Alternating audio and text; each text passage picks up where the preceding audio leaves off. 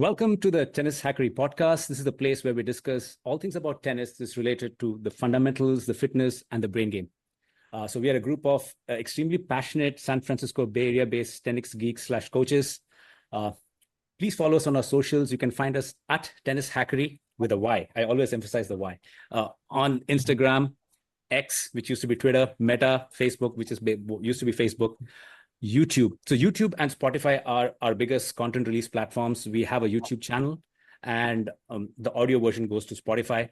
We are working hard to expand on other platforms like, Apple Podcasts, and, our website is still in the works, but nearing completion. Please like, share, subscribe, and do leave us reviews. Interact with us on all these social platforms. Our first goal is to hit 500 subscribers, after which we'll get on TikTok and do a TikTok dance. So today is episode 12. We have a full house. Hi, Alex, Soham, and Craig.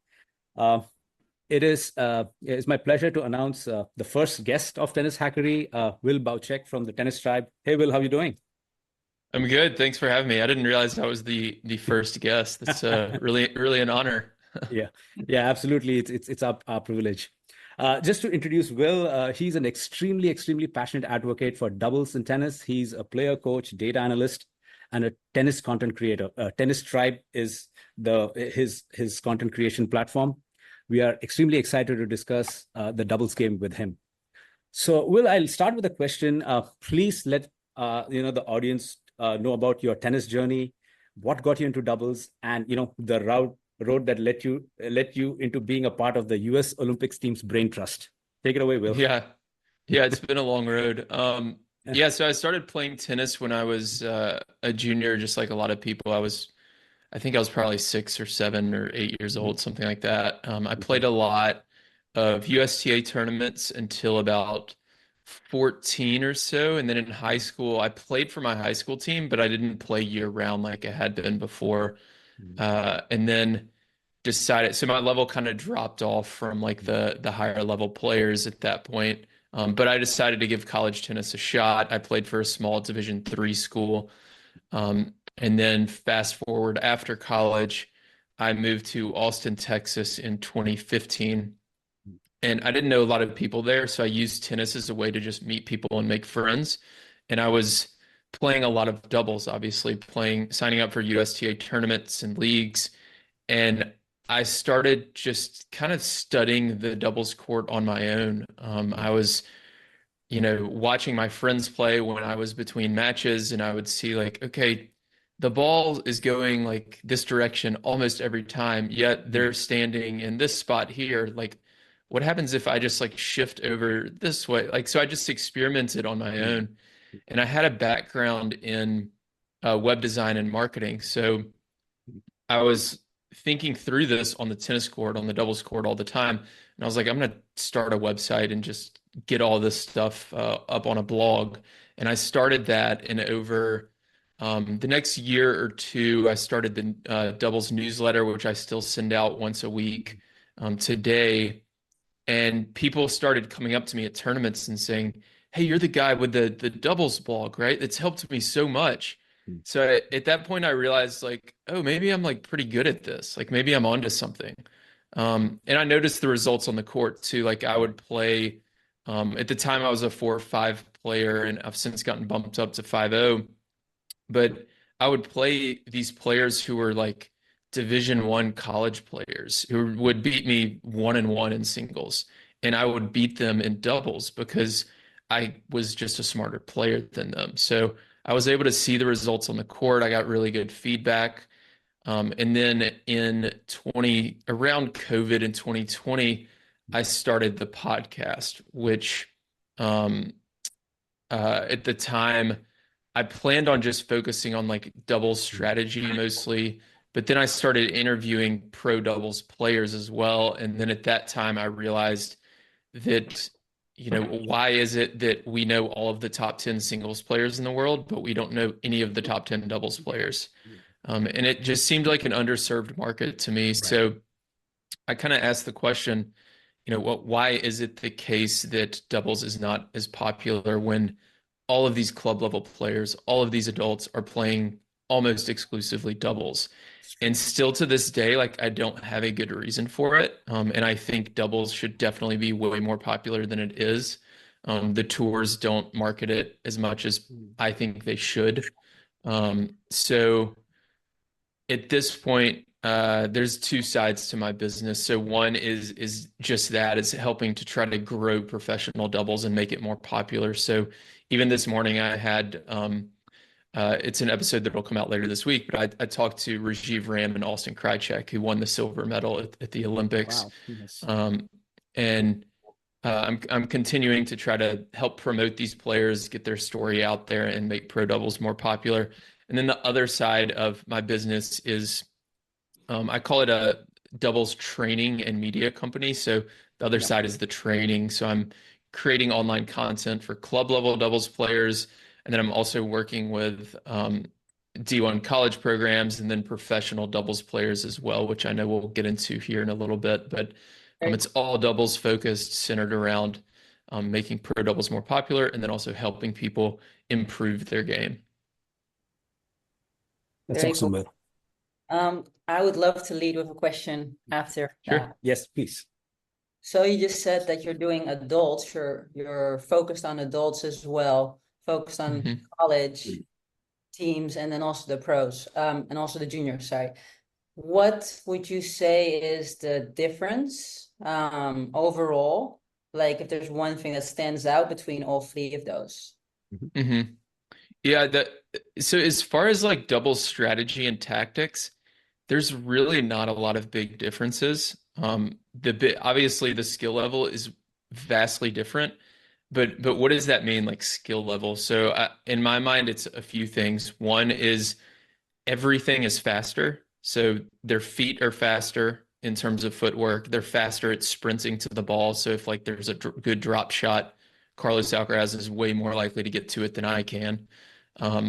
And then their swing and the pace of the ball is faster, right? So everything happens a lot quicker.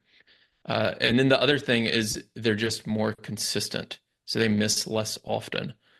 So those are really the two things that are the two differences I see in terms of like, increasing those skill levels. As far as strategy, it's really similar. It's about, when you're on offense, you want to take away the middle when you're at the net. You don't want to try to win the point from the baseline too often in doubles. You don't want to be going from winners back there. You see the pros use a lot of I formation, and the server's partner will be really aggressive on first serves. And that's the same thing at the club level. You don't see it as often at the club level, but it is just as effective at the club level. So it's something I'm trying to continue to teach to club level players or lower level juniors or whatever it may be. Would you say for, like, let's say a 3-5 ladies team, that they should be working on I formation and maybe Aussie? Sure. Yeah, I think it depends. I formation is a little bit tough as we get older. Like my left knee is like not so good. So getting down into that I formation crouch position can be hard. So I think you're right. Australian formation is a good substitute for that.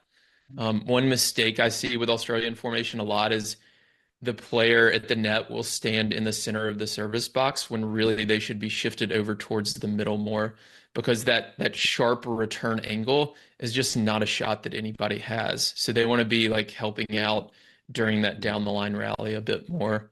But players should definitely be using that at the club level, because you're going to run into a lot of returners who just cannot redirect a first serve down the line on a consistent basis.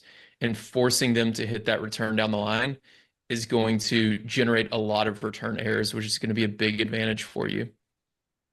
I have a quick comment, Alex, after you're done on this. Right. And then what do you think of like signals? Like, I know like signals for juniors is great, college players, it's super good for the pros. And then for the adults, like, do you recommend using signals? Sure. I think the important thing is just communication, right? Like even some pro teams that I watch don't always use signals, but they're talking in between points. So I've got some YouTube videos and Instagram videos on this, on like hand signals and communication, but there's three things that you want to know as the serve team. Number one is the formation that you're going to use. So we can use regular formation, I formation, or Australian formation. The second thing is the location that they're going to hit the serve. And depending on skill level, this will vary, right? So the pro players are not only calling like wide body forehand, body backhand, or tee, they're also calling the type of serve they're hitting, whether it's a kick or a slice or a flat. Whereas like a 3-5 player might say, I'm going to try to serve with the forehand, and that's it. And it's like just a forehand or a backhand return that we're trying to get them to hit. And then the third thing is the movement. So the movement after the serve goes in. So out of regular formation, are we going to poach? Are we going to fake? Or if it's I formation, is the net player going left or right? And then the serve does the opposite. Gotcha. I like that. Yeah. So, Yeah, thanks. There's a lot of good information there, Will, and you know, I can relate to a lot of stuff. So I play. I just finished the 5 season, and then I've been playing tournaments, and I just recently played an Open, like it's Brightwork Open in Moraga here in Northern California. And, you know, you go up against like ex-D1 players, right? So couple of issues is everybody has a huge serve. So getting the returns in is tough. So one of the strategies, for example, that my partner and I use is when we're returning these big servers, right? Serves. My partner, like let's say I'm returning from on the deuce side. My partner plays back, like way back, like he's almost at the baseline on 3/4 court, and you know we're trying to play from back because just getting it's really hard to break serve in doubles against like players who have massive serves. And then on top of that, I faced people who are this one guy, one match in the first match of the 5-0 season, the guy was literally doing the entire match, and he was so good, and like he reacted so well at the net. He played I think he was D2 or something. But he had a great wingspan. He got everything. So one of my strategies, for example, was he was so good at the net, I want to completely take him out of the picture and lob over him as much as I can. And then we both rushed the net. That worked. But again, getting serves in and just getting returns against big servers is definitely an issue. So it's hard. What have you seen? What's kind of your recommendation against, like, in this scenario, for example? I think you're thinking about it the right way. It sounds like against I formation, the lob return is a fantastic return to neutralize an aggressive net player. Against regular formation, you can still study the position and movement of the server's partner. So if they do play super close to the net, or for example, a tendency I noticed from Andy Murray at the Olympics. So Tommy Paul and Taylor Fritz played Murray and Evans in the quarterfinals. And, I'm sending off these scouting reports to Bob Bryan, and he shares them with Tommy and Taylor. And one of the big tendencies I noticed is, especially on Dan Evans' first serve, but even second serve, Evans hits the serve, and Andy Murray is starting in between the net and the service line, but then he rushes the net. He's got so much forward momentum. So if you even hit a bad lob over his head, like there's no way he can change his momentum and get back for that overhead. So I told them, use the lob, whether they use regular or he's moving forward so much. And they returned really well in that match and won. So noticing the position and tendencies of the server's partner is huge. If the serve is really big, like you're talking about, if a good serving team is making first serves, it's almost impossible to break them, right? What you have to do is really do your best to stay positive throughout the match on those return games, and just do whatever you can to get the ball back in play, whether it's a lob or a chip or adjusting your position, and then wait for that one game, which may not come, you never know, but that one game, a lot of times it does come, where they missed 2, 3, 4 first serves, and then you get those second serve looks, or that net player misses 1 or 2 of those volleys in the net or wide, and that's your opportunity to break. And against good serving teams, it doesn't come often, but when it does, you've got to be positive and be ready for it. 100%. Like that's exactly what I keep communicating to my partner. Usually when they're our opponents are banging on first serves and we just are not able to get into any of the games. It's like I keep telling, like you said, stay positive, telling them, there's gonna be one time in one of the sets where it's gonna be 3-all and we are gonna be love 30 up. And that's where we gotta capitalize, because otherwise there's way too much pressure. And against I didn't play college, for example. So one of the things that I see at open level tournaments, where UTR 12s, 13s are playing, is everybody has a big serve. I mean, and I mean, I'm like UTR, I'm UTR 9. On the men's side, not on the women's side. Well, yeah, I'm talking about men's, but even women's who played college have a very good serve. So it's a lot of pressure when you can't break. And then what happens is invariably you're not able to break your opponents, and then you get broken at 4-all, and the match is over right away. That happens way too many times. Yeah. So there's small margins in higher and higher level tennis, very small margins. Exactly. And it's just the pressure, right? I mean, ultimately it comes down to pressure, and you try to push a little bit too much, you start making mistakes and critical junctures. So anyway, the point is, I think even at a junior level, we need to make sure that we train hard on the serves and the serve returns, which not a lot of people train on sometimes. And being able to execute volleys, overheads, which is one of the reasons when I teach, I emphasize a lot of doubles play. So like you guys were talking about using signals. Yeah, even a 10-year-old who I'm teaching, I make sure that they do signals and they keep communicating, because that helps a lot in terms of court positioning and general movement and general strategy. So definitely really helpful. And the last thing I'll say before Craig, you can ask the next question, is I think doubles can really, really help your singles game, because the court geometry becomes important. Angling serves in, volleys in. It's like so useful. The skills you can take away from doubles play.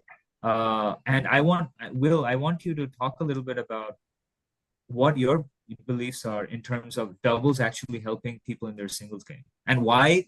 And that's one part. The second part of the question is, would you really, I mean, it's kind of strange that a lot of the singles players don't always play doubles. And I think they're seeing a little bit of a change in this, but it was good to see Alcaraz and Nadal playing Olympics together. I mean, and Andy Murray. Hopefully, Djokovic plays. It's like, what's your point of view on this? Is it changing? Yeah.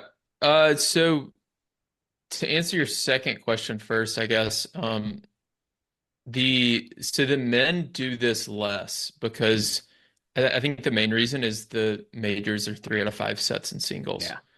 So you've seen the last several years, Coco Gauff and Jessica Pegula teaming up for doubles. I think last year Coco entered all 3 draws at the U.S. Open and ended up winning the singles title. I think she eventually withdrew for mixed, maybe. I could be wrong on that, but regardless, like, they're playing a lot of doubles. Barbara Krejcikova, who just won Wimbledon in singles, she plays doubles most of the big tournaments. So it's more common on the women's side. And I think, again, the reason is that the men are playing best of 5 sets in singles, and that's just, they've got to spend every other minute off the court trying to recover and get ready for that next match. Right. Good point. Very good point. Yeah. And then as far as like, how does doubles help your singles game? I mean, it 100% does. You're obviously hitting more volleys. You're being able to hit more serves and returns. The return targets are smaller. So it forces you to kind of focus a little bit more. And then it allows for a little bit more creativity too, which can add to your singles game. So it's a question that I've asked a lot of people on my podcast. Jessica Pegula I mentioned earlier, she won Toronto last week in singles, and she was in the doubles draw, and she's talked about it a number of times over the last couple of years, how doubles has helped her singles game and how she's become a more confident net player by playing so much doubles. So I think anybody you ask, 100% it can absolutely help your singles game. Great. Thanks. Thanks a lot, Will. Craig, I think you.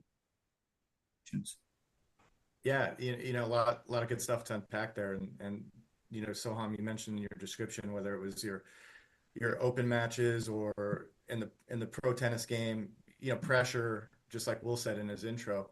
There's a lot of things that are relative from pros to the ladies, men's clinics to the juniors. Skill level, certainly there's a dynamic there that changes things. But Soham, when you mentioned pressure, returning, at 3-3, you're finally up, love 30, guys are serving bombs at $120. But there's also the pressure, Will, that I'd like to talk about on the side that Alex and I see a lot, which is, and this is one thing that I go over in my clinics, is when it's 5-5 or maybe 6-5, and our ladies are up 30 love, and they don't have the big serve to place, their partner calls backhand out wide, and I'm going to poach. Yeah. Great call, right? At 6-5, 30 love or 30 all, you're trying to cover the middle and put the pressure on the other people. Mm-hmm. What should our expectations be and what should our clients' expectations be for these juniors who don't have control of their serves? They're just growing into their bodies. Our men and women who are 40 plus, who have grown out of their bodies. Yeah.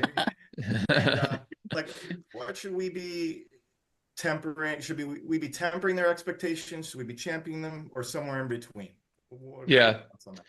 Yeah, I mean, you certainly have to be realistic, right? Like, we're not going to be able to, with like a 3-5 player, call like a kicker out wide and like a hard, so you have to be realistic 100%. I think the way I think about it is like ask these players or teams, like, figure out as the coach, what tools do they have now? Like, can they at least divide the service box down the middle and try to hit that first serve to the forehand or the backhand?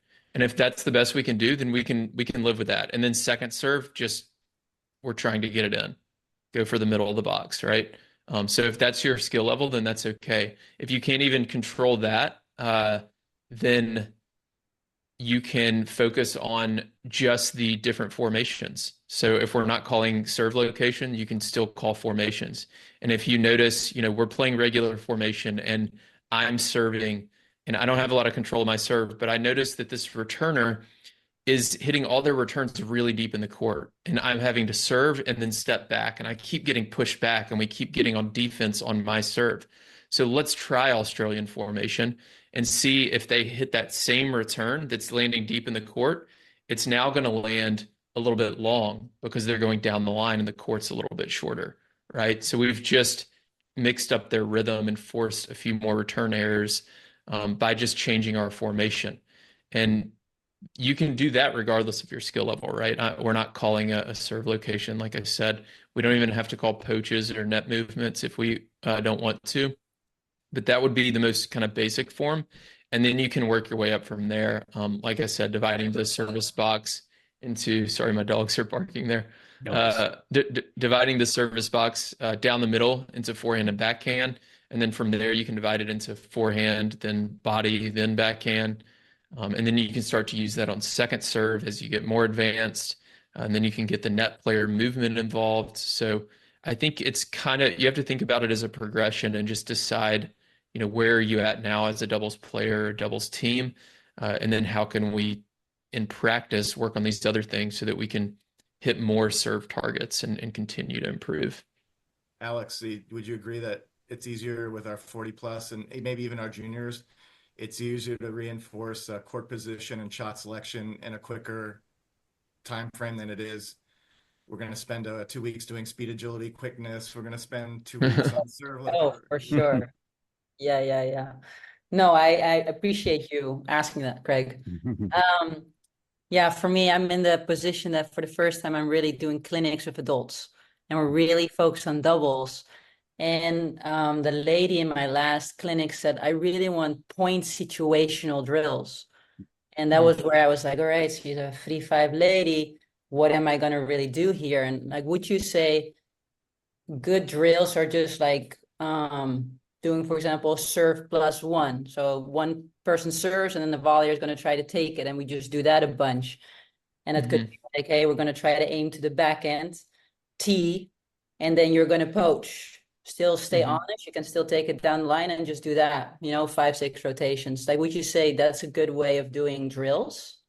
Yeah, yeah, 100%. I mean, anything you can do to simulate a real match situation, right? So the most common thing at the club level is that cross court rally scenario. So you can literally just set them up like that and feed down the line, and you can create a game where the net player, if they hit a finishing volley, so I like to use that word instead of hitting a volley winner, because I don't mind if they force an error with the volley. That's fine with me. That's just as good as hitting a volley winner. So I call it a finishing volley.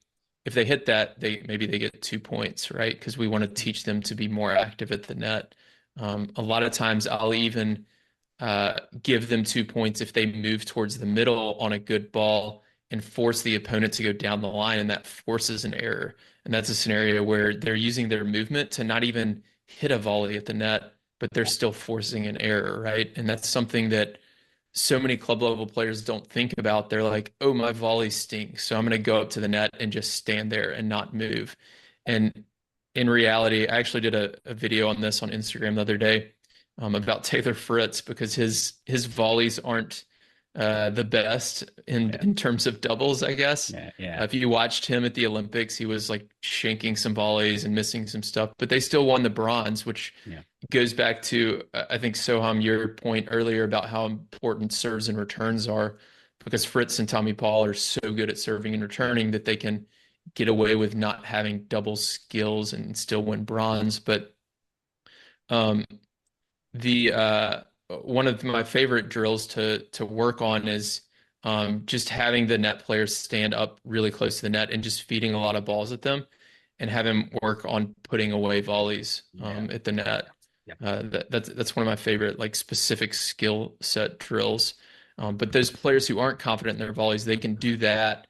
And then also by moving at the net, you're going to be able to get a little bit weaker ball. So if you're very stagnant at the net, the only volleys you're ever going to hit is when the opponent decides they want you to hit the volley. They want to hit at you. And that's always going to be a short forehand that's really easy for the opponent to hit, and they're going to hit it really hard at you, and you're going to miss the volley, and you're going to think, oh, see, my volleys still stink. But if you had poached 2 shots earlier when your partner pushed the opponent back behind the baseline and they hit a slow high ball through the middle of the court, that would have been a much easier volley. And you would have moved on that. You would have put that ball away. And then you would have thought, oh, my volleys are actually not that bad. So being active, even if you're not confident in your volleys, is almost more important. Yes, I have one more question that is really on my mind. So my style as a doubles player when I was playing doubles was, I really like to come in, but I was very good at defensive volley. So like, let's say like in front of the service line and just blocking it and staying there and making it miss. It wasn't my strength to like come forward and finish it. So I've always seen it as like, there's some players that are really good at being very offensive and they charge the net, and some are more like me. So now when I train competitive juniors or college players, I'm always like trying to have both drills. How do you look at that? Do you see it as, yes, it is two things, and a lot of times you see players that are good at one or the other? Yeah, 100%. I mean, there's all sorts of different volleys that you can be hitting, right? You can be hitting transition volleys, defensive volleys. You can be hitting offensive volleys, like the high offensive volley from just inside the service line, which is more common in singles probably, but does happen in doubles. You can be hitting reaction volleys. You can be hitting low volleys. Like, there's so many different types, and you have to figure out what is most common in your matches and which ones do you need to work on. And if it's offensive volleys, like you said earlier, then creating drills around that is obviously the best way to train that. And I think One thing that I think is a little bit like underrated, I guess, that I learned from Coach Jorge Capistani, who y'all have probably heard of. Yes. Is just like the amount of touches you get in a practice or in a drill. So the drill I was talking about earlier, I've done a few times with one of my buddies here who coaches, and we just feed as many balls as possible, and we're sitting there at the net and we're just volleying across, trying to put away balls, basically simulating the server's partner, and I'm just picking off the return. And if I can hit like 100 of those in, I don't know, 5 minutes, I don't know what the number is, but just maximize the amount of touches I get. I'm going to make those little subtle technical adjustments to find the right angle and to hit the target that I'm looking for. And then it's going to translate onto the match court as well. Nice. Great. I've got a couple of questions for you, Will. As I was, listening in, two things that I have realized over time. One part of it is chemistry, and sometimes there is this thing: who is the ideal partner for you? Like that's a question that comes up. And what I realize, and you can chime in. I have two things I want to discuss. One part is the chemistry, and I think sometimes having a good off-court chemistry can be really helpful with two people who can communicate very well. And then what translates on court is not just your ability to communicate and strategize between yourself and, but also complementary skill sets. For example, when I play, I'm not a natural net player. So when I play with my partner, and I try to stick to the same partner instead of changing partners every match, so I'm very comfortable from the back. So I don't just rush into the net. So my partner is extremely active at the net. So my job in our match most of the time when I'm not at the net with him is to set him up for a finishing volley, because I can do that part well. I'm trying to improve on coming to the net and closing in and covering the middle, both of us covering the middle at the same time as much as we can, which leads to my next question. So one part of it obviously is the chemistry and how important that is, because of the complementary skills. And the second thing is, can two singles dominant players be successful at doubles is a question, because I've seen a lot of times where I don't have a choice because I captain the 5-0 team, for example, over here. And sometimes you just don't have people available to partner. Like it's hard to get that ideal partnership all the time. So what do? The next best is, okay, I know these guys get along well off court. Really? Maybe they will work out on the court, for example. So how can two singles dominant player be successful in a match? One example I have seen is Nick Kyrgios and Thanasi Kokkinakis winning the Australian Open once, and they played. I mean, I don't think either of them are doubles players, but they were successful. Not really. Nick has a great serve, and they have good chemistry off court. Maybe combination work. So why don't you shed a little bit of light on these two aspects? They kind of go hand in hand. I think a lot of it goes back to what we talked about earlier is just the importance of the serve and return, right? Like when you think of like doubles players or doubles skills, you're mostly thinking of net play, right? But the serve and return are still number 1 and 2 in terms of importance, right? Like you'd rather have those than really good volleys and bad serves and returns. Right. They're the most important shots. So that's why you see, Kyrgios and Kokkinakis win that. You see Tommy Paul and Taylor Fritz win the bronze medal at the Olympics. So I think when you have two singles players, it's no different than really having two of any player on a doubles team. You want to look at their skill sets and then figure out, okay, how do we maximize our chances of winning? Yeah. And if we're both really bad at the net, like we might play a lot of two back. Like you always see singles players, especially really on the men's and women's side, actually playing two back on returns. Yep. Especially against first serve. and they'll just sit at the baseline and hit forehands and try to force volley errors, or if the server stays back, try to out rally them from there. And that's okay if you're comfortable or more comfortable from the back. Ideally, like at the end of the day, all things equal, it's a little bit easier to have somebody at the net because, as you get forward, it opens up more angles. You're less likely to miss into the net. You're taking time away from the opponent. There's all these advantages to moving forward, especially in doubles. But if you just don't have that skill set, I think it's okay to stay back. And then in terms of team chemistry, I like the partnership that you just talked about with your partner. So one person from the back setting up the player at the net. This is something that I talked with Paul McNamee about recently on my podcast. So he is the coach for Shea Su Wei, who's won, I think, like 9 majors between amazing women's player, and mixed. amazing player. Yeah. Yeah, she is. If you just watched her like practicing, you would think like, oh, she's like a high level club player. And she's like #1 in the world because she does not hit the ball with any pace at all. She just absorbs and redirects and has such good volleys and movement at the net, which again illustrates another point of like how not important hitting the ball hard is. Like it's just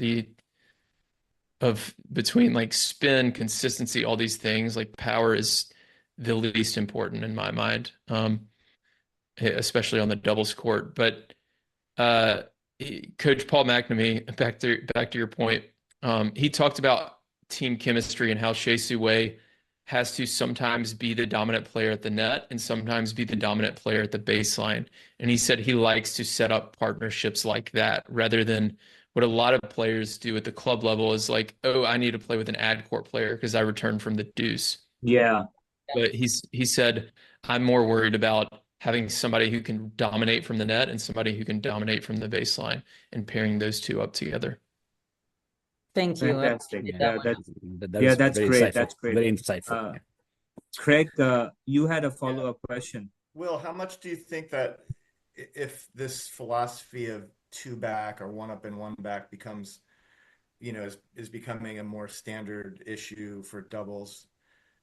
Is that a lot of technology? Is that a lot of player preference? A little bit of both, which, for me is a bummer because it leads to the deterioration of the Edberg volleys and Becker volleys that I grew up with so fondly in the 80s and 90s. So yeah, what do you see about either pros and players' personalities when you're out there doing all this doubles work, or do you see a lot of technology along with it? What are you seeing out there with this style? Yeah. There's a lot more serve and stay back today than there used to be, right? I don't know the percentages. I heard Louis Caillet mention it on some podcast. So he's basically the smartest doubles mind in the world, probably. Works with the LTA and helps all the British doubles players, at least on the men's side. And he threw out the percentage, but it was something like 30 or 40% of ATP doubles players serve and stay back now. It's like a really much higher percentage, where it used to be like probably less than 5% or maybe even 0. And I saw a interview probably 3 to 5 years ago with the Bryan brothers, and somebody asked them this question, and they played through that transition period, right, where it started to shift from the serve and volley to a lot more players staying back. And they said the invention of the polyester string changed things a lot. Because these returns are now coming over the net with so much pace and so much spin that first volley is just really, really difficult. Whereas it used to be a little bit flatter, maybe not quite as hard. So the first volley kind of sat up a little bit more, and it was a little bit easier. But now it's just such a difficult first volley. I think that's probably part of it. I think another part of it is a lot of juniors don't practice at the net a lot. So by the time they turn 18 or 20 and go pro, like they're just more comfortable at the baseline. So it's probably some combination of all of that. Would you I say, I agree with that, Will. I see a lot of juniors, they're banging from the back. And in a match, for example, you bring them forward, they get a little bit nervous because they Hmm. haven't trained as much at the net. And I see that a lot. Like, Yeah. until you get to players who are like I've seen recently, like UTR 11, 12s, their transition game is way better. But I'm talking about Yeah. juniors who are like around the 9, 10 UTR level. They are not very confident at the net. So a good Hmm. way, if you end up playing against people like that, good way to bring them forward, Hmm. because they're so much more comfortable at the baseline. But yeah, I think as you go Definitely. higher and Yeah. higher level, I think uh, just last point here, as you go higher and higher level, I've been watching after my matches, is the transition, the quality of the transition game improves, and then invariably they come forward and put volleys away because you're Hmm. setting up that shot and coming to the net on points where you're going to win that point like 80-90% of the time. So good selection in terms of when you come to the net.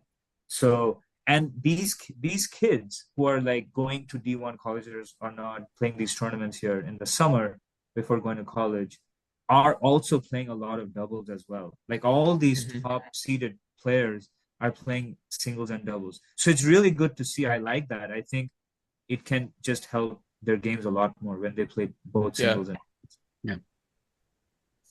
would you say, Will, that when you look at players from Europe, especially when they're juniors and then going into college or playing pro, they have more experience playing doubles? So players from Europe play more doubles than the US, you think? Is that what you're asking? Yeah, that is my question. So my experience, I'm Hmm. from Holland, so I'm from Europe. I played a lot of club matches, so like from young on, and I know France does that, Belgium, Germany, and Yeah. kind of train towards is like really like big 3 months of the year, and the Mhm. Mm. players make money or they don't pay for their practice, and you play singles, doubles, and mix every Sunday for 3 months. Mm. Okay. Yeah. Yeah, So I've heard of that, these. Yeah, I've heard of these leagues. I don't know, honestly. I mean, if there's more doubles being played in Europe juniors than the US, I'm not sure. I that's don't work with juniors a ton, yeah, so I'm not sure about that, but that could be true. yeah. I was wondering. Uh, well, I'll make a bit of a transition towards the analytics part of the work that you've done. So if Sure. you can walk us a bit through your process and your toolbox on how you scout, and how, I gave an example of a concrete goal in terms of uh, like if a 4-0 team wants to moneyball its way towards nationals, like if Yeah. you can weave that in towards an answer, that would be great. Yeah, yeah. So I guess I'll talk about what I do for my pro clients, and then talk about some options for 4-0 players. Maybe that would be helpful.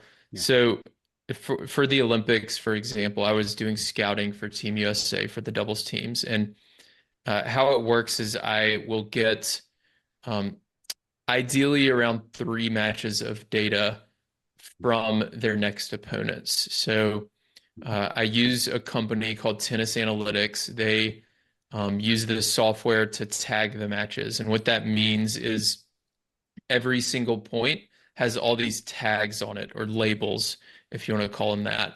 So it might be, um, if you and I are playing together, it might be Tarun is serving. He makes a first serve. So that's another tag. The first serve was out wide. Um, and then Alex is hitting a return. So Alex is the returner. Alex hits a forehand return. It lands cross court. Tarun has a serve +1 forehand, and he misses it in the net down the line. So, like, that's an example of a point. And if that happens again, let's say 4 games later, when you're serving again, you serve out wide, you get a serve +1 forehand, you miss the forehand in the net. What happens in a real match is we don't remember that that thing happened twice, because there's too much time in between, right? There's too much stuff that's going on. So when I'm able to look at the data and get all of the be able to organize all of the points like this, I can watch these patterns.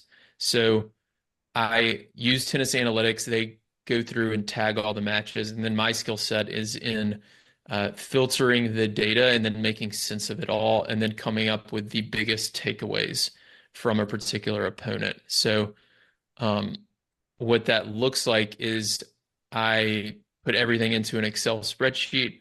I run a bunch of different pivot tables, and I create all these tables, and I'm looking at serve location data, serve formation data, so I versus regular, looking at return data to figure out where there are holes in the opponent's games.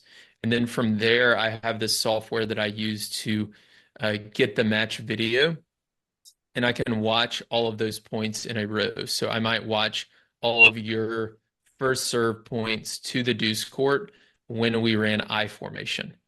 And if I can watch that from an opponent, I can, across 3 matches, maybe they do it 25 times.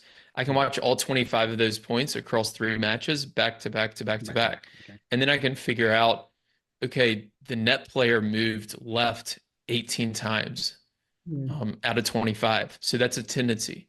So I can let my team know that and hey, the cross court return is open most of the time. Yeah. And I can cross reference it with serve location too. So like the net player moves left almost every time they serve wide, Wow. like 9 out of 10. Or they serve T 87% of the time when they run I formation. So as soon as you see them lined up in I on a first serve, just shift to your left because you know it's coming there. So I'm looking for all these tendencies and then these holes in their game, which is more on the return side. So some players, like we talked about earlier at the club with the club level stuff, some players really struggle to return against I formation, whereas some players return better against I formation and they're much worse against regular. So it's really important for us to know that as a team. And it's really, really, really hard to figure out without the data because especially at the pro level, the margins are so small. So a pro player might win 35% of points against I formation and 38.5% of points against regular, right? And that's 3.5%. Like you can't see that, but that 1 point that it gets you during the match could be the difference, right? So if you can get 1 point here, 1 point there. At the club level, I feel like the gaps are bigger. So when I'm watching like a 4-0 match or something like that, or 4-5, I can pretty quickly notice like, okay, the way this player returns, like they're going to have trouble returning down the line. So they should run a lot of Australian or I. So it's a little bit easier to figure out because our holes are bigger in our games at the lower levels, right? Okay. What would you do if someone is very good at lobbing then in that situation? So let's say you don't have a backhand and someone plays backhand and you're just very good at like lobbing that backhand. If you're playing against that, what would be the solution to that or an option? Like the lob return? Is that what you're saying? So let's say like you're serving versus me. You serve to my backhand, I lob it over the net player. When that starts happening, what would be the follow-up? So there's a few options. If we're serving to the deuce court and I'm serving T to your backhand, for example, you're lobbing down the line. I'm hitting a running backhand, which is a bad matchup for me. I don't want to be hitting backhands from the back of the court. We can try having my net player fake towards the middle and then back up because we know the lob's coming. And if they have a good overhead, they can come back to get that. If the lob's really good, which in some cases the player has a really good lob, we can try not serving to your backhand, serve to your forehand.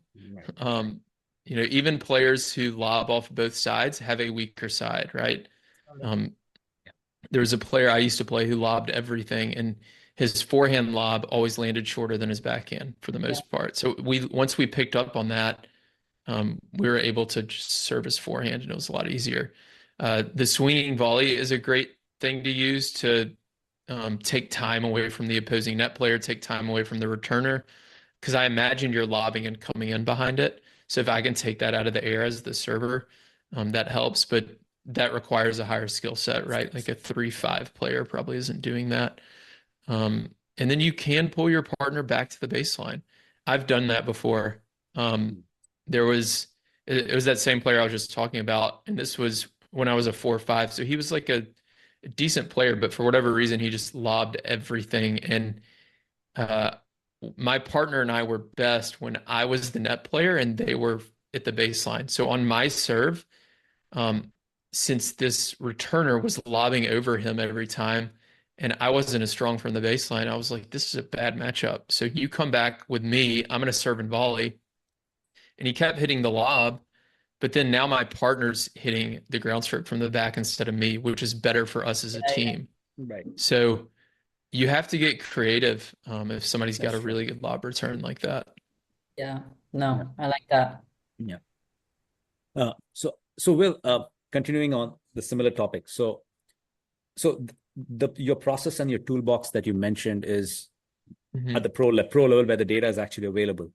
But Yeah, there's the scenario in the 4-0 scenario, like how can sure. captains put together lineups? Is this effort for scouting a lot? Let's say we do see a lot of captains in our area and ambitious, like 3-5-4, or they say we want to put together these super teams without sandbagging. So Yeah. yeah. So to them, what would your advice be? I mean, how do you scout? How do you recruit? And things like that. Yeah. Well, there's new softwares coming out. Swing Vision is pretty Yes. popular. A lot of people like that. It's going to be um, at this point, anyways. Maybe it'll get there, but at this point, it's going to be less accurate than the company I use because they're tagging everything manually. You can use like Tennis Analytics, the company I use, sells packages that club players can use. It would be super expensive to get Right. that done for scouting. But you could use it for your own teams to do assessments of your own game. And I've done that myself, and it's super valuable. Okay. If you can just get a GoPro or some kind of camera to film your match, you can send it off to them, and they'll send you back the tagged match, and you can watch the video and get all the data and do all this yourself. The best place to start if you're going to simplify everything, if you can get video, that's great with Swing Vision or whatever it is. But focusing on the serves and returns, and then the serve formations are the three areas to start. So, what I would do if, let's say, like you and I have a match tomorrow, and the team we're playing against is playing right now. So I would Okay. go over to their match, and I would actually stand on the opposite side that Okay. they are on, and I would study them. I would have my eyes on them the whole time. So this is something a lot of players make a mistake of, especially when they're doing something like scouting, is they're like watching the ball the whole time. Yeah. But Getting a neck workout. don't watch the ball. Don't watch the ball. Watch the two players that you're studying and study their movement and positioning throughout the point. So you'll notice different things like, oh, this player plays really close to the net, so we'll be able to lob them. Or when this player moves forward on their transition shots, they always stop right inside the surface line. So we can just hit a slow ball down at their feet and then cross, and they're going to pop up that volley. So you can notice different things like that, and then also studying obviously their serve tendencies and then their returns. So do they use different formations? Make a note of that. Have a plan for how you're going to handle it. If not, where do they like to serve? A big thing at the club level is a lot of us have our favorite serves, and we're not very good at the other one. So I will see players get beat with like a slice serve out wide in the deuce court, and then they get beat again with it, and then they get beat again with it, and they never adjust their return position. So when this happens to me, I will stand. There was one match a few years ago. There was a mixed match, and this guy he aced me 2 or 3 times in the first couple of games in the deuce court on this wide serve. I eventually stood with one foot. My right foot was outside the doubles alley. Like I was so far over there, and I basically took it away from him, and I was like, "Go ahead and beat me down the tee." And what happens is he goes down the tee and he misses his first serve. So then I get a bunch of second serve looks because it's not his favorite serve. Now at the pro level, you can't do that because they still have a T serve.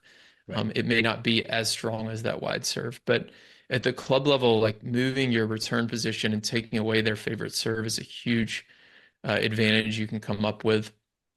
And then you can even use a notepad and like mark their return tendencies. So just make it as simple as like forehand and backhand return, and then mark down if they won or lost the point on a notepad. And if you do that, you can figure out they win 40% of the points when they hit a forehand return. They only win 30% of the points when they hit a backhand return.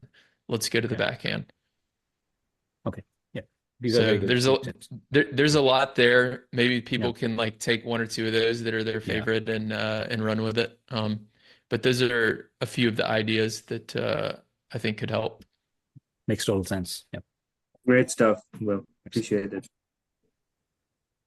There's so much good content, Tarun, and you know, I think we can probably go on and on with. Yeah, we can go on and on. Yeah, I'm serious. We can do it again at some point for sure. Yeah. I mean, thank you for offering that, Will. Yeah, we really appreciate all the great feedback, the observation, the information that you shared, Will. And you know, I'm sure a lot of our listeners, especially who are, because I know a lot of my teammates who you know, they're kind of, everybody's aging, right? And some people keeps telling me, you know what, next year I'm going to try to specialize in doubles because I can't hang with the XD1 singles players. And I'm like, yeah, I think maybe that's a good strategy, right? To optimize performance. And definitely a lot of my team members could take a lot away from this discussion. And you know, you'd love to probably, if you're ever in the Bay Area, we'd love to meet up, maybe play a little bit of doubles. For sure. And if maybe we can have another episode down the road. But we really appreciate all the information that you shared. It's been fantastic, honestly. Yeah, absolutely. It's been fun. All right, so I think we're getting to the closing. So Will, I'll ask you two questions. The first is, of course, if you can walk us through a scenario in which you have hacked something. So Tennishackery is there in our name. So by hack, I mean something that you have figured out on the fly, you know, solved a problem on the fly. And the second question is, of course, is where can we find you and if you have any announcements? Yeah, so I don't know if I solved this on the fly, but I remember when it was kind of a light bulb moment for me. So I was studying the pro players, and there was a specific player, Shuko Aoyama is her name. So she's made the WTA finals. She made the Australian Open final a couple of years ago with her partner. She's 5'1". She's very short, and she's one of the best doubles players in the world, and she's one of the best net players in the world. So if people think they're not tall enough to be good at the net, then watch her. But one thing I noticed studying her is she hits like 90% of her volleys, especially when they're in like on her body, across her body. So I started teaching this to people, and it reduces the amount of volley errors that you hit significantly. So for club players, especially when they're poaching, a lot of coaches teach to hit that volley at the opposing net player because they have less time to react. Right. And that's true in some scenarios, especially if you have like a stretch volley, you're not able to kind of angle it and get your racket around the ball. But on a lot of the volleys that are into your body, it's actually easier to hit them across your body behind the baseline player. And a few things are going to happen. You're going to make fewer errors. You're going to hit more winners. And because you're hitting it across your body, you're hitting a cleaner ball that gets through the court faster. And that baseline player can't get to it anyways because you've angled it off. So volleying across your body when you're kind of not sure where to hit your volley is a really, really good, I think, tennis hack that will improve people's net skills and confidence up there a lot. Yep. Thank you for that tip. Yeah, and yes, absolutely. where can we find you? Where can we find you on the internet? And if you have any announcements, happy to hear them. Sure. Yeah. So all my stuff's on my website, thetennistribe.com. The podcast is the Doubles Only Tennis Podcast. I think the best place for people to kind of stay up to date with everything I'm doing is through the newsletter. Like I said, I started it back in 2016. I still send it out once a week, and it's totally free to sign up, and you get new doubles lessons every single week. And a lot of times you'll hear about what I'm doing with pro players, or I'll be sharing video lessons, different things like that. And then recently we talked about before we started recording, I created this return strategy cheat sheet. So it's everything that I think you should focus on for return strategy and doubles on one sheet of paper.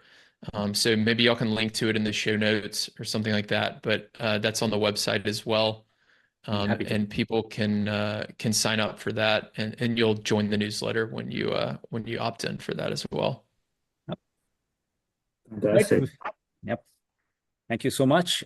With that, we come to the end of episode 12 with Will. Again, I will launch into my marketing spiel. You can find us at Tennishackery is our social media handle, Tennishackery with a Y. You can find us on Instagram. You can find us on Meta. You can find us on X, which used to be Twitter. All the content goes up on YouTube, on our YouTube channel, and the audio version goes to Spotify. We are working to bring up the rest of the things like our website, having a presence in the App Store, on the Apple's App Store, Podcast Store. So there you go. Thank you, everybody, for joining. Especially thank you so much, Will, for being here. Hope all our listeners get a lot of insights and advice out of this. Thank you. Yeah, thank you all. It was a ton of fun. Yeah. Bye. Thanks, Will. Thanks.